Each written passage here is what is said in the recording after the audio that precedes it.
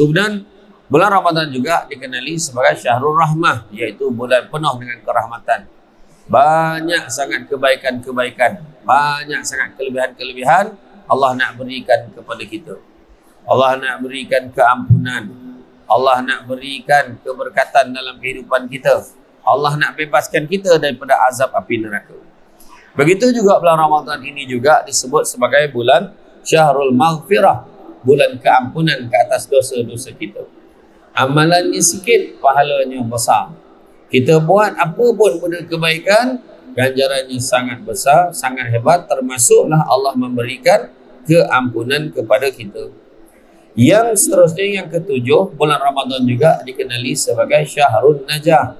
Syahrul Najah yakni bulan kemenangan dan bulan pembebasan daripada api neraka. Nabi SAW bersabda, Ramadan itu awalnya rahmat, pertengahannya adalah keampunan, dan di akhirnya dibebaskan daripada api neraka. Termasuk dalam kemenangan ialah apabila umat Islam telah berjaya dan mencapai kemenangan yang besar dalam bulan Ramadan. Antaranya yang telah terakam di dalam sejarah Islam, yaitu kemenangan di dalam peperangan Badar Al-Kubra yang berlaku pada 17 Ramadan. Begitu juga dapat menawan kota Mekah dari tangan kafir Quraisy dan memasuki kota Mekah yang disebut sebagai Fathu Mekah. Begitu juga tuan-tuan sekalian, bulan Ramadan juga disebut sebagai Syahrul Jud, yakni bulan murah hati. Nabi telah bersabda dalam hadisnya, orang yang memberikan hidangan berbuka puasa kepada orang lain yang berpuasa, ia akan mendapat pahala orang tersebut tanpa sedikit pun mengurangkan pahalanya.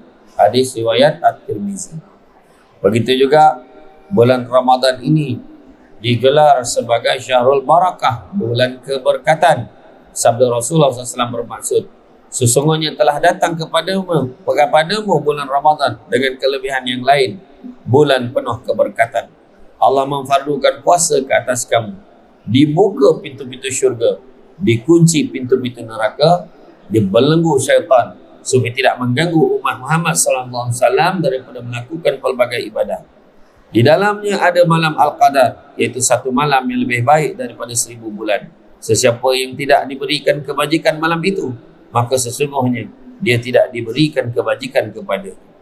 Tuan-tuan dan puan dirahmati Allah sekalian, maka untuk membezakan, macam saya katakan tadi, puasa sama, pahala berbeza-beza. Maka kalau kita nak menilai puasa kita sama atau berbeza, maka lihatlah bagaimana cara kita mengisi Ramadan ini. Antara yang boleh kita isi kalau kita tengok pada bulan Ramadan, yang pertama yang memang kita buatlah, iaitu berpuasa pada siang hari dengan puasa yang sebenar-benarnya. Jangan jadi puasa macam dulu-dulu. Puasa lekor yang tengok TV dengan main game, contohlah. Kita tukarlah lepas ni puasa dengan puasa sebenar-benarnya dengan ibadah. Kedua, menghidupkan malam dengan amalan yang disyariatkan, termasuklah qiyamul lail. Makna dah kenyang makan kemahan buffet ni, balikkan rehat, buat tarawih, lepas tu hidupkan malam. Kan? Seterusnya, meningkatkan amalan harian, tambah amalan-amalan yang biasa kita buat dengan amalan-amalan yang lain.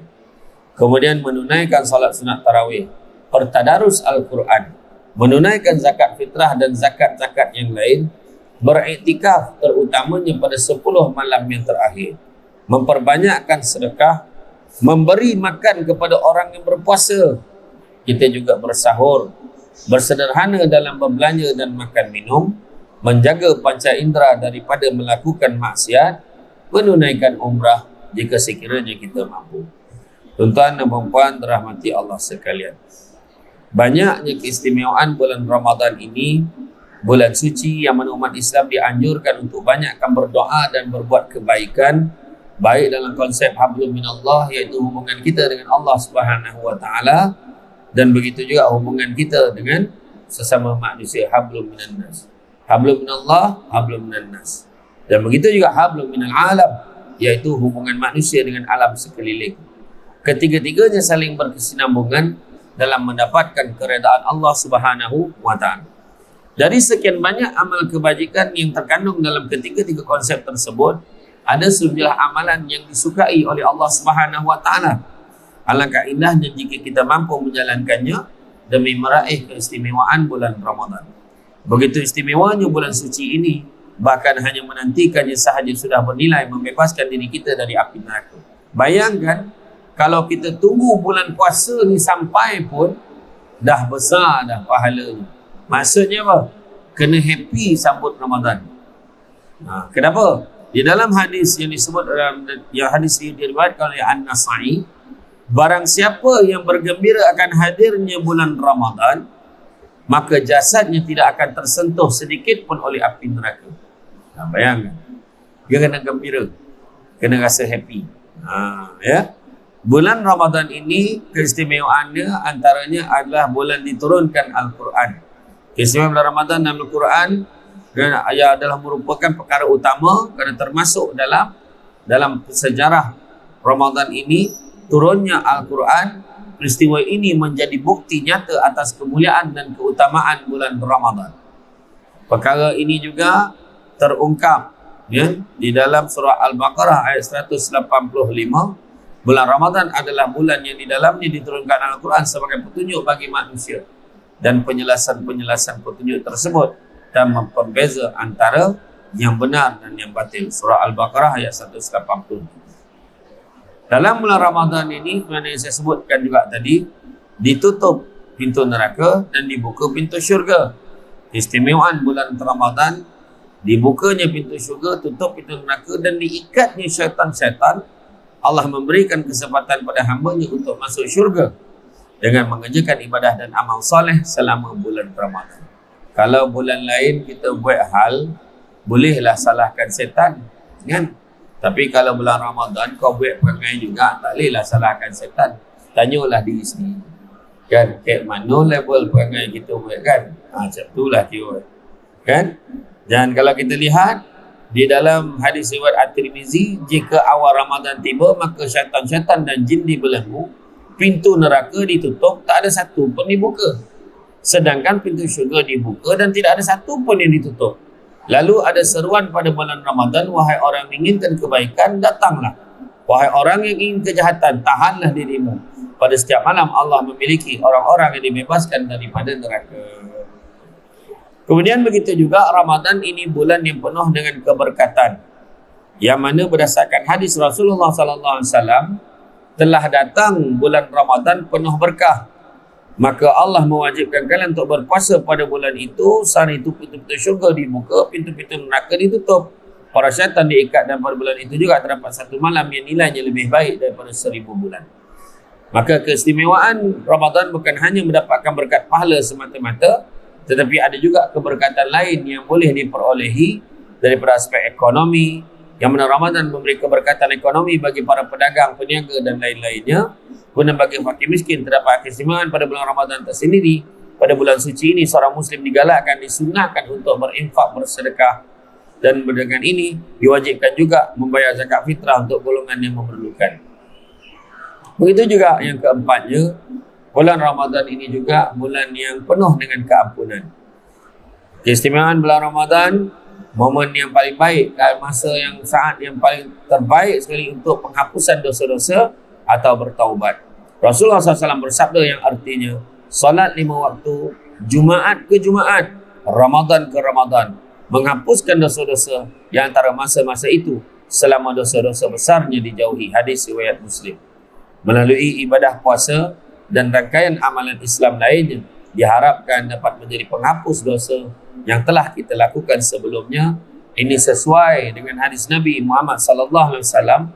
Barang siapa yang berpuasa pada bulan Ramadan mengharapkan keimanan dan juga mengharapkan pahala daripada Allah Subhanahu Wa Taala, maka diampunkanlah dosa-dosanya yang telah lalu. Hadis riwayat Bukhari dan Muslim. Selain pada itu, salat sunat tarawih yang dikerjakan setiap malam bulan Ramadan juga turut menghapus dosa-dosa yang telah lalu. Sebagaimana hadis Nabi SAW yang artinya, barang siapa yang berpuasa melakukan salat malam pada bulan Ramadan dengan penuh keimanan dan mengharap pahala dari Allah Subhanahu Wa Taala, nescaya akan diampuni dosa-dosanya yang telah lalu. Hadis riwayat Bukhari dan Muslim. Begitu juga terdapatnya malam yang lebih baik daripada 1000 bulan, yaitu malam Al-Qadar. Keistimewaan bulan Ramadan dan bulan Al-Quran ini, mungkin sudah tidak asing lagi dan banyak dinanti oleh umat Islam, yaitu peristiwa Lailatul Qadar. Pada malam ini, yakni 10 hari terakhir di bulan Ramadan adalah diturunkan Al-Quranul Karim. Lailatul Qadar adalah salah satu malam pada malam-malam terakhir dan ganjil di bulan Ramadan. Bahkan disebutkan bahawa malam Lailatul Qadar itu lebih baik daripada 1000 bulan. Keistimewaan bulan Ramadan di dalam Al-Quran disebutkan di dalam surah Al-Qadr ayat 1 hingga 5. Telah dijelaskan oleh Allah SWT, artinya sesungguhnya kami telah menurunkan Al-Quran pada malam Al-Qadar. Dan tahukah kamu apa malam kemuliaan itu? Wa ma adraka ma Lailatul Qadr. Lailatul Qadri khairum min alfi syahr. Malam kemuliaan itu lebih baik daripada 1000 bulan. Pada malam itu turun para malaikat dan roh Jibril dengan izin Tuhannya untuk mengatur semua urusan. Sejahteralah malam itu sampailah terbit fajar. Surah Al-Qadr ayat 1 hingga 5. Ya. Jadi puasa di bulan Ramadan ini juga merupakan sebahagian daripada rukun Islam. Maka keistimewaan bulan Ramadan dalam Al-Quran berdasarkan surah-surah yang telah saya bacakan tadi, menjadikan puasa yang ditunaikan bulan Ramadan sebagai rukun yang keempat daripada rukun Islam. Bahkan hadis juga, dalam hadis juga disebutkan, Ibnu Umar meriwayatkan bahawa Nabi Muhammad SAW bersabda, Islam dibangunkan di atas 5 rukun. Bersaksi bahawa tiada Tuhan yang berhak disembah melainkan Allah. Sesungguhnya Muhammad adalah hamba dan utusannya. Mendirikan salat, menunaikan zakat, berpuasa di bulan Ramadan, dan menunaikan haji ke Baitullah. Hadis riwayat Bukhari dan Muslim. Begitu juga memberi makan sama seperti berpuasa seharian. Macam hari ni kalau ada yang belanjakan kawan dia buffet hari ni, dia dapatlah pahala sahabat yang berpuasa itu. Jadi banyak-banyaklah sedekah kan, belanja-belanja ke kawan kita berbuka puasa. Tengok seat banyak lagi ni kan. Jadi tahun esok lusa sampailah ke tahun depan ada yang program macam ni, tahu booking dan untukkan kawan kita. Dan sedekah yang terbaik adalah sedekah pada bulan Ramadan. Jadi sebelum bulan Ramadan, kerana pahala sedekah di waktu ini menjadi terbaik dibandingkan pada waktu-waktu yang lain. Rasulullah SAW pernah ditanya, sedekah apakah yang paling mulia? Maka baginda menjawab, iaitu sedekah di bulan Ramadan. Hadis riwayat At-Tirmizi. Sebagai keistimewaan. Begitu juga mustajabnya doa kalau kita ingin berdoa di bulan Ramadan. Sesungguhnya Allah membebaskan beberapa orang dari api neraka pada setiap hari di bulan Ramadan. Dan setiap Muslim apabila memanjatkan doa, maka pasti akan dikabulkan.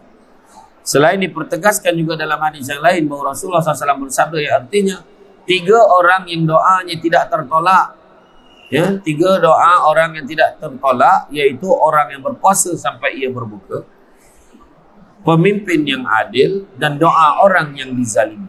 Hadis riwayat At-Tirmizi. Puasa dan Al-Quran menjadi syafaat di akhirat kelak.